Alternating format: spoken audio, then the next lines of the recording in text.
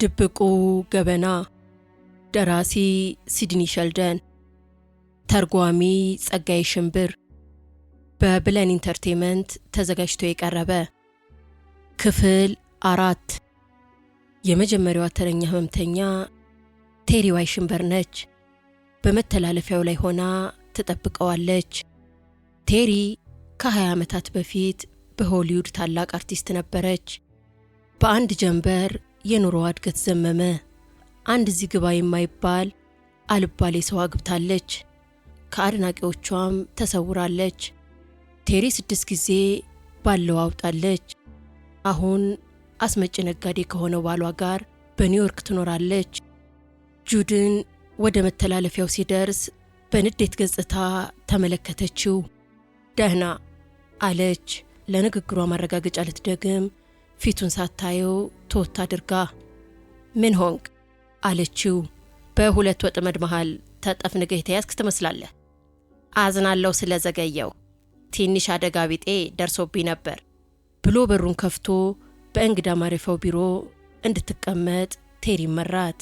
ሰው አልባ የሆነው የካሎር ወንበርና ጠረጴዛ ከፊት ለፊቱ ተገትረዋል። ስለ ካሎር አነበብ አለች ቴሪ። ድምጿ የመገረም ቅላጼ ነበረው። የወሲብ ግድያ ነበር አለ ጁድ ባጭሩ። ወደ ውስጠኛው ቢሮ የሚያስገባውን በር ከፍቶ የ10 ደቂቃ ጊዜ ስጭኝ አላት። ወደ ቢሮ ገብቶ የቀን መቁጠሪያ ደብተሩን አገላብጦ ወደ ህመምተኞቹ ስልክ ደወለ። በአብዛኛው ለዕለቱ የነበረውን ቀጠሮ ሰረዘ።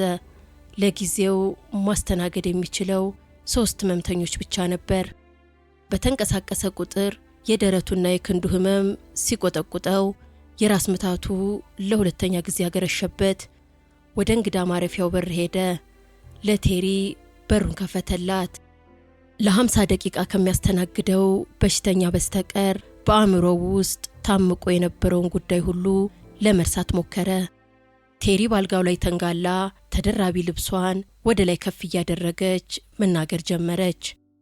ቴሪ ዋይሽንበርን ከ20 ዓመታት በፊት በጣም ውብ ለመሆኗ ምልክቱ እንዳለ ነው። አይኗ ትልቅና የዋህ በመሆኑ ጁድ እንዲህ አይነቱን ሳይረግፍ የቆየ ውበት እስከ ዛሬ ድረስ አላየም። ግመጡኝ ግመጡኝ የሚለው ከንፈሯ ቀጭን መስመር ያበጀ ቢሆንም ስሜት ይቀሰቅሳል። ጡቶቿ ክብና ያጎጠጎጡ ለመሆናቸው በስስ ልቧ ውስጥ ይታያሉ። በጁድ ግምት መርፌ የተወጋች ስለመሰለው ራሷን እስክትገልጥለት ድረስ ጠበቀ። ሁለመናዋ ውብ ሆኖ የእግሯ ቅርጽ ግን የበለጠ ነበር። አብዛኞቹ የጁድ ሴት ታካሚዎች በተለያየ ወቅት ከሱ ፍቅር የያዛቸው ይመስላቸዋል። ቴሪ ከጁድ ጋር የጠበቀ ግንኙነት እንዲኖር አፈልጋ ወደ ቢሮ ከመጣች ከመጀመሪያው ዕለት ጀምሮ የተለያዩ ሙከራዎችን ታደርጋለች። ስሜቱን ለማነሳሳት በተለየ መንገድ ሞክራለች። ጁድ ግን ማስጠንቀቂያ ሰጥቷታል። በስነ ስርዓት ካልተስተናገደች በስተቀር ወደ ሌላ ዶክተር ዘንድ እንደሚልካት ነግሯታል። ከዚህ ጊዜ በኋላ ነበር ለመቅረብ በአግባቡ ጸባዋን ያረመችው። የሱን ፍላጎትና እርምጃውን ማጥናት መከታተል ጀመረች። ቴሪን ወደሱ የላካት አንድ የታወቀ እንግሊዛዊ የሕክምና ሙያተኛ በአንቲዌክስ ነው። የላካትም መጥፎና ዓለም አቀፋዊ ቅሌትን ከሰራች በኋላ ነበር። የግሪኩ ከበርቴ በመረከብ ለአስቸኳይ የሥራ ጉዳይ ወደ ጣሊያን ለመጓዝ ሲዘጋጅ ከ3 ወንድሞቹ ጋር ተኝታ በመገኘት ወሬውን የፈረንሳይ ማህበራዊ ጉዳይ ጋዜጠኛ አጋኖ ለህትመት በማብቃቱ ከስራ ተባረረች። ከጁድ ጋር ባላት የመጀመሪያ ቀን ውይይት ያደረገችውን ነገር እንደ ትልቅ ዝና ቆጥራ ትክክል መሆኗን ጎረራበት ነበር። አውሬነት ነው አለች። የምደሰት አይመስለኝም፣ ወሲብ ሁል ጊዜ እፈልጋለሁ አለች። በእጇ ታፋዋን እያሻሸች ስለነበር ወደ ላይ ቀሚሷ ከፍ ከፊል ነበር። በየዋህነት ወደ ጁድ እየተመለከተች የኔ ማር ምን ማለቴ እንደሆነ ይገባሃል አለችው። ጁድ ግን ስለ ቴሪ ብዙ ነገር አውቋል። ከትንሿ የከሰል ማምረቻ ከተማ ፔንስልቫኒያ መምጣቷን ጭምር። አባቴ ዱዳ ነው። በየሳምንቱ ቅዳሜ ማታ ማታ ሰክሮ እየመጣ እናቴን ክፉኛ ይደበድባት ነበር። ቴሪ 13 ዓመት ሲሞላት ሰውነቷ ለአቅመ ሔዋን የደረሰች ሴት መልኳ ደግሞ ውብ ነበር። በአቅራቢያቸው ካለው የከሰል ማምረቻ አክሲዮኖች ጋር ብትዳራ ሳንቲም እንደምታገኝ አስባ ወጣች። በዚህ አካባቢ አባቴ ስላገኘኝ ወደ ቤት መጥቶ በንዴት ሕሊናውን በማሳት እናቴን ከደበደበ በኋላ በር ዘግቶ በወፍራም ቀበቶ እኔንም መነረት ጀመረ። ያኔ ነው ክብረ ንጽህናዬን ያጣሁት። ባልጋው ላይ እንደተጋደመች ታሪኳን ስትተርክለት ጁድ በጽሞና ይከታተላታል። የመደነቅም ሆነ የማዘን ምልክት በእሷ ፊት ላይ አይታይም። ለመጨረሻ ጊዜ ያን ዕለት ነው አባትና እናቴን ያየኋቸው። ጠፋ አለ ጁድ። ቴሪም በመደነቅ ገልበጥ አለችና ምን አለችው። አባትሽ ክብርሽን ከወሰደ በኋላ ሮጠ ብላ እጇን ከራሷ ላይ አሳርፋ ከት ብላ እየሳቀች ተስማምቶኛል፣ መጥፎ እናቴ ናት እንጂ ጥላኝ ሄደችው።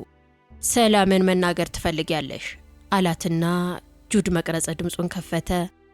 ስለ ወሲብ ግንኙነት አለችው። ለምን ትክክለኛነቱን ባንተ ላይ ሞክረን አናረጋግጥም? ነገሩን ችላ ብሎ የካሎር ሞት ከወሲብ ጥቃት ጋር ሊገናኝ ይችላል ብለሽ አሰብሽ አላት። ምክንያቱም ሁሉንም ነገር የሚያስታውሰኝ ወሲብ በመሆኑ ነው የኔ ማር ብላ ገላዋን ስታሾረው ልብሷ ከታች ወደ ላይ እየተሸበሸበ መጣ። ለብሰሽን ዝቅ አድርጊ ቴሪ። በቸልተኝነት ተመለከተችውና አዝናለሁ፣ ቅዳሜ ዕለት ማታ ታላቅ የልደት በዓል ግብዣ አመለጠህ ዶክተር። እስኪ ስለዚህ ንገሪኝ። ካንገራገረች በኋላ ባልተለመደ ድምፅ አትጠላኝም? የእኔ ማረጋገጫ እንደሚያስፈልግሽ ነግሬሻለሁ። የማንም ማረጋገጫ አያስፈልግሽም። አንቺ ብቻ ነሽ ማረጋገጫው። ከሰዎች ጋር በምናወራበት ወቅት እንደ ሕግ ቆጥረው እውነትንና ሐሰትን የምንወስነው ራሳችን ነን። ካለ ሕግ ግጥሚያ ሊኖር አይችልም። ሊረሳ የሚገባው ነገር ሕጎቹ ሁሉ ሰው ሰራሽ መሆናቸው ነው። ጸጥታ ሰፈነ። ከዚያም ትልቅ ድግስ ነበር። ባለቤቴ ኦርኬስትራ ተከራይቶ ነበር። እስክትጨርስ ጠበቃት። ወደሱ ፊቷን አዙራ ልታየው እየሞከረች አክብሮትህን በእኔ ላይ አታጠፋም አለችው። ልረዳሽ እፈልጋለሁ። ነገሮች ለሀፍረት እስከ ዳረጉን ድረስ እናደርጋለን። ነገር ግን በዚያው እስከ መጨረሻው መግፋት የለብንም። ለጥቂት ጊዜ ካሰላሰለች በኋላ አልጋው ላይ ተጋደመች። ለመሆኑ ባለቤቴን እንደምጠረጥረው ነግሬሃለሁ? ሃሪ ኃይል የሚያንሰው መሆኑን። አዎን ስትል ነገሯን ቀጠለች። ከተጋባን አንስቶ አስደስቶኝ አያውቅም። ሁልጊዜ የማይረባ ምክንያት ይደረድራል። ቅዳሜ ማታ ሃሪ እየተመለከተ ኦርኬስትራውን በተንኩት ብላ ማልቀስ ጀመረች። ጁድ አጠገቧ ቁጭ ብሎ መድኃኒት ሰጣትና ጠበቃት። ግምት ሰጥቷት አያውቅም። መጀመሪያ ወደ ሆሊውድ በሄደችበት ዕለት በአስተናጋጅነት ስትቀጠር ለሶስተኛ ደረጃ የውዝዋዜ አስተማሪ በመክፈል አብዛኛውን ደሞዟን ታጠፋለች። ከሳምንታት በኋላ አስተማሪው ወደ ራሱ ቤት የተወሰነ ስራ እንድትሰራለትና ከቤት እንድትመጣ አደረጋት። ከጥቂት ሳምንታት በኋላ ሌላ ስራ እንድትሰራ የማይፈቅድላት መሆኑን ስትረዳ ከቤት ጥላው ወጥታ በአንድ ሆቴል በገንዘብ ተቀባይነት ተቀጠረች። በአንድ የገና ዋዜማ ዕለት የሲኒማ አቀናባሪ የሆነ ባለቤቱ የገና ስጦታ ሊገዛ እግረ መንገዱን እሷ ወዳለችበት አቅራቢያ ሱቅ መጣ። ለቴሪ የአድራሻ ካርድ ሰጥቷት እንድትደውልለት ነገራት። ከሳምንት በኋላ ለመታየት ፈተና ወሰደች። አጀማመሯ ልምድ የሌላት ቢያስመስልም 3 ነገሮች ይጠብቋታል። ካሜራው የሚያባብለው ፊቷንና ቅርጿን ወዶታል። የፊልም አቀናባሪው ሊያቆያት ፈልጓል። ቴሪ ዋሽበርን በብዙ የሲኒማ ቅንብር ጥቂት ስፍራ መያዝ ጀመረች። የተመልካች ቀልብ መሳቧ፣ ተቀባይነት ማግኘቷ ተዘወተረ።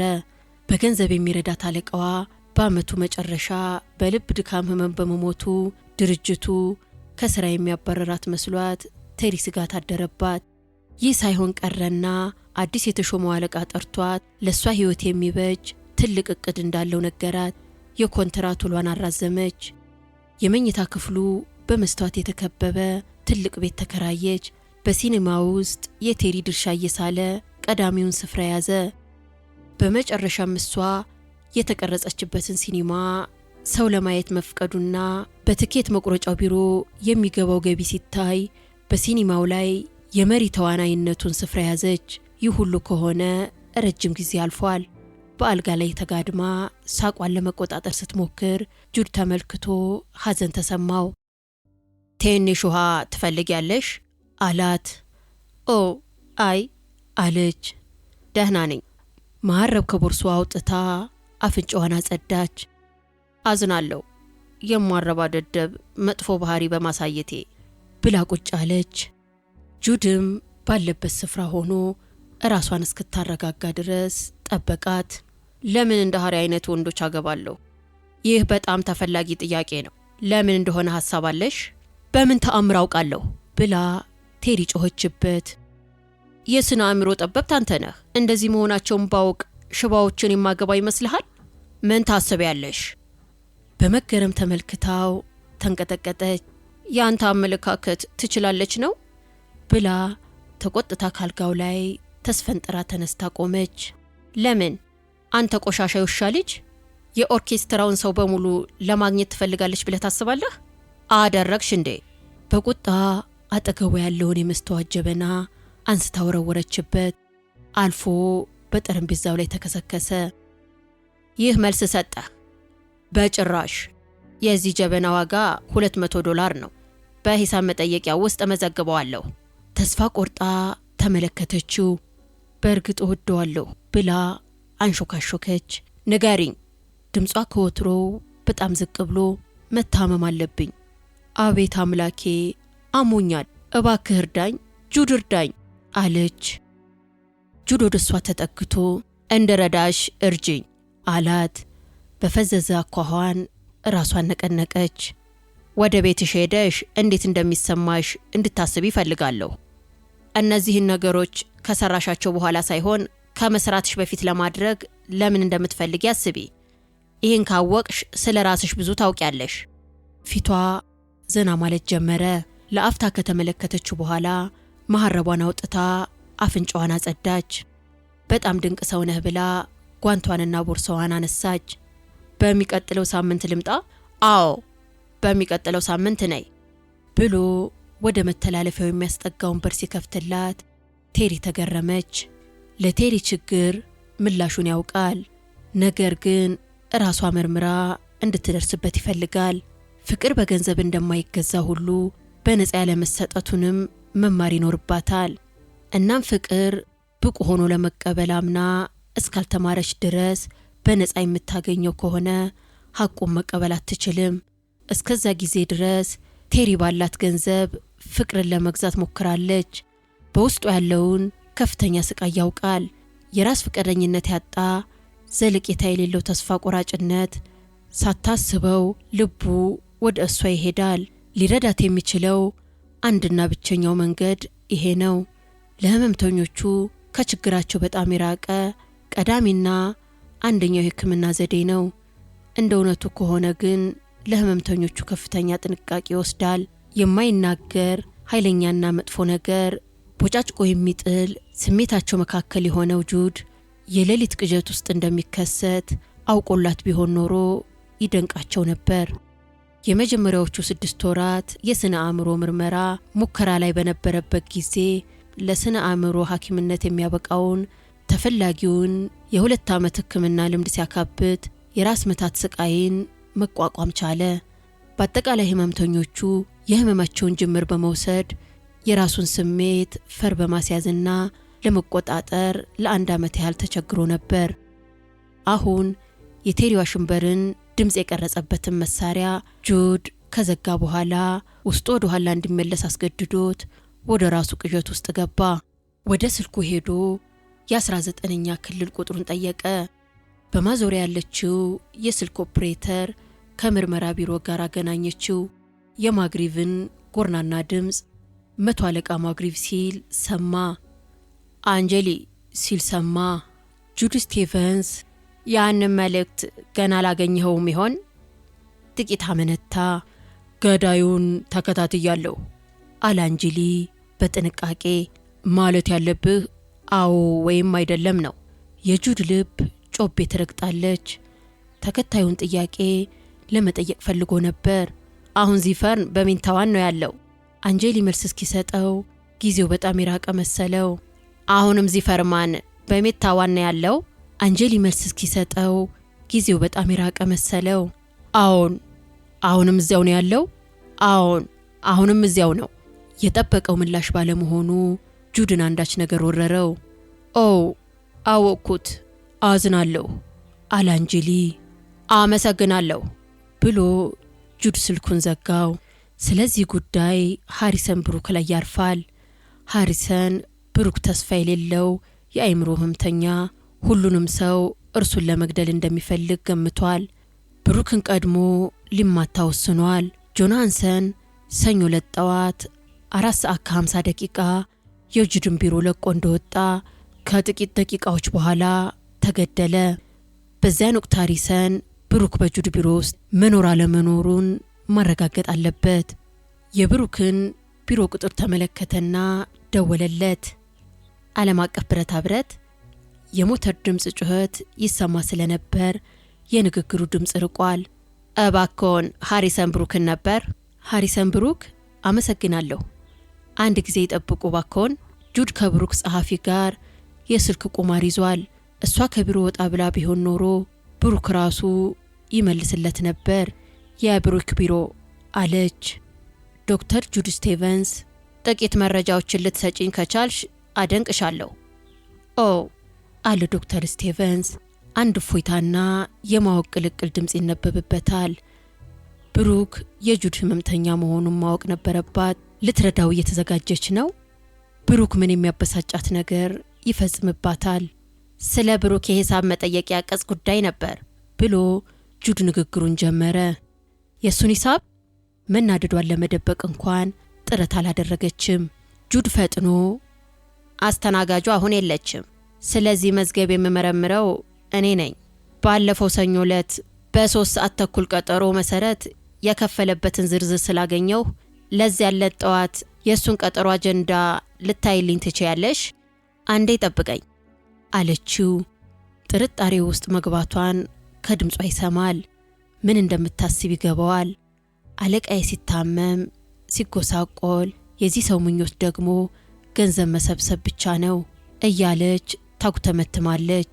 ከዚህ ደቂቃዎች በኋላ ተመልሳ ስልኩን አነሳችና ዶክተር ስቴቨንስ፣ ያንተ ጸሐፊ ስህተት የሰራች ይመስለኛል አለችው። ድፍረት በተቀላቀለበት ድምፅ፣ ብሩክ ሰኞ ጠዋት ቢሮህ ሊሆን አይችልም። እርግጠኛ ነሽ? ሲል በተቃውሞ ድምፅ ጠየቃት። በማስታወሻው ላይ 3:30 እስከ የሚል አለ። ምንም ይኑር በማስታወሻው ላይ ግድ የለኝም ዶክተር አለችው። በእርሱ የቁጣ ድምፅ ተናዳ፣ ብሩክ ሰኞ ከሰዓት በፊት ሙሉ ጊዜውን ያጠፋው በሰራተኛ ስብሰባ ላይ ነው። ለ1 ሰዓት እንኳን ከስብሰባው አልተለየም። በጭራሽ ዶክተር አለች። ብሩክ በስራ ጊዜ ቢሮውን ፈጽሞ ትቶ አይሄድም። ከድምጿ የመወንጀል አዝማሚያ ይሰማል። እንደ ደወልክ ልንገረው? አስፈላጊ አይደለም አለ ጁድ። አመሰግናለሁ። ለማረጋገጥ ቃል ያክል ፈልጎ ምንም የሚለው ስላጣ ስልኩን ዘጋው። እየሆነ ያለው ነገር ጭንቅላቱን መታው። እሱን ለመግደል የሞከሩት ከሁለት አንዳቸው ዚፈርን ወይም ሃሪሰን ብሩክ መሆን አለበት። ሌላ ማንም ሊሆን አይችልም። ጉዳዩን ከጀመረበት ስፍራ ተመለሰ። አንድ ሰው ወይም ሰዎች የእሱን ጸሐፊና አንዱን ህመምተኛውን ገደሉበት። መጥቶ መሸሽ ሆን ተብሎ ወይም በአጋጣሚ የሚደረግ ነው። በወቅቱ ተፈጽሟል። ሆነ ተብሎ የተደረገ ይመስላል። በግልጽ ቢመለከቱት ግን ጁድ ለራሱ አምኖ የተቀበለው ባለፉት ጥቂት ቀናት ውስጥ የተከናወኑ አጋጣሚዎች ትክክል ያለ መሆናቸው ነው። በከፍተኛ ስሜት በተቀመጠበት ወቅት በቀላሉ መጥፎ አደጋ ውስጥ ይዘፈቅ ነበር። ቀላሉ እውነታ ግን እርሱን ለመግደል ምንም ዝንባሌ ያለው ሰው ያለመኖሩ ነው። ከጓደኞቹ ጋርም የሞቀ ቅርበት አለው። እስከሚያውቀው ድረስ ማንንም ጎርቶ ወይም በድሎ አያውቅም። ከራሱ ጋር በሐሳብ እየተሞገተ ሳለ ስልኩ ጠራ። አኒን ገና አስታወሳት። ስራ ይዘሃል? የለም፣ ላናግርሽ እችላለሁ። ከድምጿ የቁም ነገር ስሜት ይደመጣል። መኪና እንደተገጨ አነበብኩ። ወዲያውኑ ልደውልልህ ፈልጌ የት እንደማገኘ ግራ ገባኝ። ድምፁን ዝቅ አድርጎ ቀላል ነው፣ ለሁለተኛው ግን በመንገዴ ላይ በግዴለሽነት መጓዝ እንደሌለብኝ አስተምሮኛል። ጋዜጠኞቹ ግን መጥቶ የመሸሽ አደጋ ብለዋል። አዎ። ይህን ያደረገውን ሰው አገኙት? አላገኙትም። ምናልባት አንድ ሕፃን ለቀልድ ብሎ አድርጎት ይሆናል። ጥቁር ሊሞዚን መኪና መብራት የሌለው። እርግጠኛ ነህ? ስትል ጠየቀችው። ጥያቄው አስደንግጦት ምን ማለትሽ ነው አላት። በእርግጥ አላውቅም። ድምጿ ተለዋወጠ። ካሎር ልክ እንደዚህ ተገደለች። አሁን ደግሞ ይህ ሁሉንም በአንድነት ጠየቀችው። ይህ እኮ እብዶች ዙሪያውን እንደፈለጉ የተለቀቁ ያስመስላል። ምናልባት በአደጋ ውስጥ ነህ? ልቡን ሙቀት ተሰማው። በእርግጥ አይደለሁም። ዝምታ ሰፈነ። ብዙ የሚናገረው ነገር ነበር፣ ግን አልቻለም። በጓደኝነት የስልክ ጥሪ ላይ ሌላ አክሎ መሳሳት የለበትም። አንድ ህመምተኛ ለዶክተሯ ከምታሳየው አግባብነት በስተቀር ሌላ ሊኖራት አይችልም። አኒ ማንኛውም ሰው ችግር ገጥሞ ከሰማች ስልክ ትደውላለች። ከዚህ ባሻገር ሌላ ትርጉም አይኖረውም። ቀጠሯችን ሳይዘነጋ አርብ እንገናኛለን አላት። አዎን ብላ ስትመልስለት ያልተለመደ ድምፅ ነበር ያሰማችው። ሐሳቧን ልትቀይር ይሆን? ቀጠሮ ነው አላት ፈጥኖ።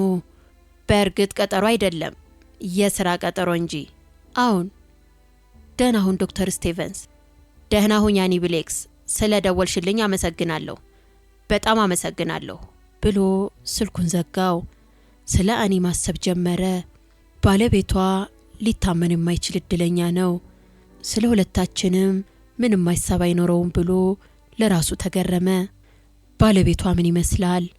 አኒ ስለሱ ስዕላዊ ድርሰት ቀርጻለታለች። አስተዋይና የመሳብ ችሎታ እንዳለው ነግረዋለች። የስፖርት ሰው ሆኖ ግልጽ ነው። በንግድ ስራ የተዋጣለት፣ በስዕል ስራም ገንዘብ ያገኛል።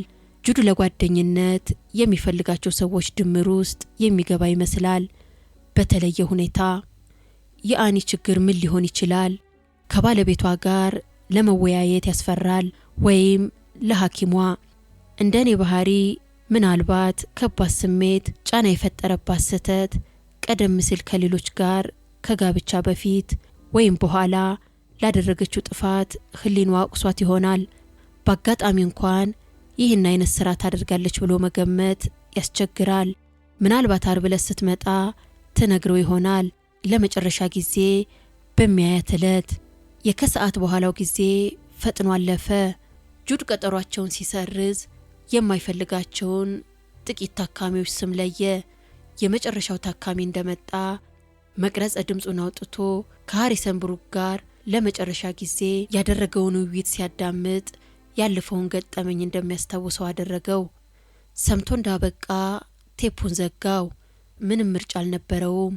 የብሩክን አለቃ በጠዋት ጠርቶ ስለ ሁኔታው መግለጽ ነበረበት። በመስኮቱ በኩል ወደ ውጭ ሲመለከት ጨለማ ጥላውን አጥልቷል። በስራው ላይ ማተኮሩን ተወት ሲያደርግ ሰውነቱ ጓጉሎና ደክሞት ተሰማው። የደረትና የክንዱ ህመም ተቀሰቀሰበት። ወደ ቤቱ ገብቶ ሙቅ ውሃ ውስጥ መዘፈቅ ፈለገ። የሁሉንም ቴፕ ክር በስተቀኝ ባለው መሳቢያ ውስጥ ሲጨምር ከብሩክ ጋር ያደረገውን ውይይት አቆየው። በፍርድ ቤት ለተሰየሙ የስነ አእምሮ ህመምተኛ ጉዳይ አጣሪ ዳኛ ሊያቀርበው አስቧል። በሩን ገና ሙሉ ለሙሉ ሳይወጣ ስልኳ ቃጨለ። ተመልሶ አነሳና ዶክተር ስቴቨንስ አለ። ምንም ድምፅ የለም። ጠበቀ። ከባድ አተነፋፈስና ባፈንጫ አየር የመሳብና የማስወጣት ግፊት ብቻ ይሰማል። ጤና ይስጥልኝ። መልስ የለም። ስልኩን ዘጋው። ለማረጋገጥ ጥቂት ጊዜ ስልኩ ላይ አፍጥጦ ቆመ። ቁጥር ተሳስቶ ይሆናል አለ። የቢሮውን መብራት አጥፍቶ በሩን ቆልፎ ወደ አሳንሰሩ አመራ። አንድም ሰራተኛ የለም። የአሳንሰሩ ሰራተኛ፣ ዘበኛ፣ አትክልተኛው፣ ሁሉም የፈረቃ ሰራተኞች ጊዜያቸው አልደረሰም። ወደ አሳንሰሩ ተጠግቶ መጥሪያውን ተጫነ። ምልክቱ አይንቀሳቀስም። ደግሞ ተጫነው። እምቢ አለ። በዚያን ወቅት በመተላለፊያው ላይ ያለው መብራት በሙሉ ድርግም አለ። ጁድ ከአሳንሰሩ ፊት ለፊት ቆመ። አስፈሪውን ጨለማ በአካል የሚቋቋሙ ይመስል አፍጥጦበታል። ልቡ ቀስ በቀስ ምቷ እየጨመረ የደም አመታቱ ፈጥኗል። በድንገት አንዳች አስፈሪ ጭራቅ የመጣበት ይመስል በሰውነቱ ውስጥ ፍርሃት ነገሰ። እጁን ወደ ኪሱ ከተተ። ክብሪት ለመፈለግ ቢሮ ረስቶታል። ምናልባት በምድር ቤቱ ወለል ላይ መብራት ይኖራል ብሎ ገመተ። በፍርሃት ተውጦ በዝግታ ቁልቁል ወደሚወስደው በር አቅጣጫ አመራ። በሩን ገፋ አድርጎ ከፈተው። ጨለማ ነበር። የደረጃዎቹን መከለያ ብረት እየያዘ ቀስ ብሎ መውረድ ጀመረ። ከፎቁ ስር በርቀት የእጅ ባትሪ ብርሃን ወደ ደረጃው የሚመጣ ሰው ይዞ አየ። በእፎይታ ሰውነቱ ረካ። ዘበኛ ብሎ ተጣራ። ለዘበኛው ዶክተር ስቴቨንስ ነኝ አለ። ድምፁ ነጥሮ ከመመለስ በስተቀር ምላሽ አልነበረም። ባትሪ የያዘው ሰው በዝግታና በዝምታ ደረጃውን ይወጣል። ማነህ አንተ? በትዕዛዝ መልክ ጠየቀ። ምላሽ ቢኖር የራሱ ድምፅ ማስተጋባቱ ነበር። ጁድ ነገሩ ገባው። ገዳዮቹ ቢያንስ ሁለት መሆን አለባቸው። አንዱ መብራት ሲያጠፋ ሌላው መተላለፊያ ይዘጋል። የባትሪው ብርሃን በትንሹ እየቀረበ መጣ። እሱ ካለበት 2 እና 3 ፎቆች ዝቅ ቢሉ ነው። እርምጃቸው ፈጠነ። ጁድ በፍርሃት ቀዘቀዘ። የልቡ ምት ደረቱን ሰብሮ የሚወጣ ይመስላል። እግሮቹ ተብረከረኩ። ተመልሶ ወደ ራሱ ፎቅ ሩጫውን ቀጠለ። በሩን ገፍቶ አዳመጠ። እዚህስ ጨለማን ተገን በማድረግ የሚጠብቅ ሰው ይኖር ይሆን? ጠረጠረ። ከታች ወደ ላይ እየገሰገሰ የእግር ኮቴው ድምፅ ይበልጥ እየጎላ መጣ። አፉ ደረቀ። አሳንሰሩ አጠገብ እንደደረሰ የቢሮዎቹን በሮች መቁጠር ጀመረ። ቢሮ በር ላይ እንደደረሰ በር ሲከፈት ሰማ። ቁልፉን ከኪሱ ሲያወጣ ከሚንቀጠቀጡ ጣቶቹ መሃል አምልጦ ወደቀ። አጎንብሶ በዳበሳ ካገኘ በኋላ የእንግዳ መቀበያውን በር ከፍቶ ገባ። በሩን 2 ጊዜ ቆለፈው። ማንም ሊከፍተው አይችልም። በልዩ ቁልፍ ካልሆነ በስተቀር አይከፍቱትም። የእግር ኮቴ በመተላለፊያው በኩል ተቃርቦ ይሰማል። ወደ ልዩ ክፍሉ ገብቶ መብራቱን ሊያበራ ቢሞክር የህንፃው ላይ ኤሌክትሪክ ኃይል በመጥፋቱ በጨለማ ተዋጠ። የውስጡን ክፍል ቆልፎ ወደ ስልከኛዋ ደወለ። ከ3 ረጅም ደወል በኋላ ድምፅ ሰማ። ከውጭው ዓለም ጋር የጁድ ብቸኛ መገናኛ። ድምፁን እያንሾካሾከ ኦፕሬተር፣ አጣዳፊ ጉዳይ ነው። ዶክተር ጁድ ስቴቨንስ ነኝ። የ19ኛውን ክልል መርማሪ ፍራንክ አንጀሊን ማነጋገር እፈልጋለሁ። ፍጠኝ አላት። አመሰግናለሁ። ስንት ቁጥር ላይ ነህ? ጁድ ቁጥሩን ነገራት። እባክህ አንድ ጊዜ ቆየኝ። ወደ ልዩ ክፍሉ የሚወስደውን በር ለመክፈት አንድ ሰው ሲሞክር ሰማ። በዚህ በኩል መግባት አይችሉም፣ ምክንያቱም በውጭ በኩል የሚጨበጥ እጀታ የለውም። ኦፕሬተር ፍጠኝ አንድ ጊዜ ባክህ። ቀስ ያለ ድምፅ በስልክ መስመሩ ላይ ልዩ ድምፅ ከተሰማ በኋላ የፖሊስ ኦፕሬተር ድምፅ አሰማ። 19ኛ ክልል። ጁድ ተጨነቀ። መርማሪ አንጀሊን፣ አጣዳፊ ነው። መርማሪ አንጀሊን አንድ ጊዜ ባክዎን። ከውጭ መተላለፊያው ላይ አንድ ነገር እየተፈጸመ ነው። ታፍኖ የተያዘ አነስተኛ ድምፅ ይሰማዋል። የመጀመሪያው ሰው ከሁለተኛው ሰው ጋር ተገናኝቷል። ምን እያቀዱ ይሆን? በስልኩ ውስጥ የሚያውቀውን ድምፅ ሰማ። መርማሪ አንጀሊን እዚህ የለም። እኔ የሥራ ባልደረባው 100 አለቃ ማግሪቭ ነኝ። ላናግርህ። ጁድ ስቴቨንስ ነኝ። ያለሁ ቢሮዬ ነው። የህንፃው መብራት በሙሉ ጠፍቷል። አንድ ሰው በሬን ሰብሮ ሊገለኝ ይፈልጋል። ዝም ብሎ ከቆየ በኋላ ስማ ዶክተር አለው ማግሪቭ፣ ለምን ወደዚህ መጥተህ አንነጋገርም? መምጣት አልችልም ሲል ጮሆ ተናገረ። አንድ ሰው ሊገለኝ ይፈልጋል። አሁንም ረዘም ያለ ዝምታ። ማግሪቭ ስላላመነው ሊረዳው አልፈለገም። ጁድ የውጭ በር ተከፍቶ የሰዎች ድምፅ ተሰማው። በእርግጥም ወደ ክፍሉ ዘልቋል። ካለ ቁልፍ ከፍተው መግባት አይችሉም። ይህም ሆኖ የዚህኛውን ክፍል አልፎ ወደ እሱ ክፍል ተጠግቷል። የማግሪቭ ድምፅ በስልኩ ውስጥ ቢሰማውም ጁድ ግን ማዳመጥ አልቻለም። በጣም ዘግይቷል። ማዳመጫውን አስቀመጠው። ማግሪቭ ለመምጣት እንኳን ቢስማማ ጥቅም የለውም። ገዳዮቹ ቀርበዋል። ሕይወት በጣም ቀጭን ክር ናት። ለመበጠስ ሽርፍራፊ ሰከንድ በቂ ነው። የወረረው ፍርሃት ወደ ቁጣ ተለወጠ። እንደ ሃንሰንና ካሎር መታረድ እንደሌለበት ወሰነ። ግብ ግብ መግጠም አለበት። በጥቅጥቅ ጨለማ ውስጥ ሆኖ ዕቃ ለማግኘት መዳሰስ ጀመረ። የሲጋራ መኮስተሪያ፣ የፓስታ መቅደጃ፣ ዋጋ የሌለው ነገር። ገዳዮቹ ጠመንጃ ሊኖራቸው ይችላል። አስፈሪ የሌሊት ቅዠት። ያለምንም ምክንያት ፊታቸውን በደበቁ ገዳዮች ሊጠፋ ነው። ወደ ውስጠኛው በር ሲጠጉ ሰማ። ለመኖር ወይም ላለመኖር የቀየረው ጊዜ የአንድ ወይም የ2 ደቂቃ ዕድሜ ብቻ መሆኑን ተረዳ።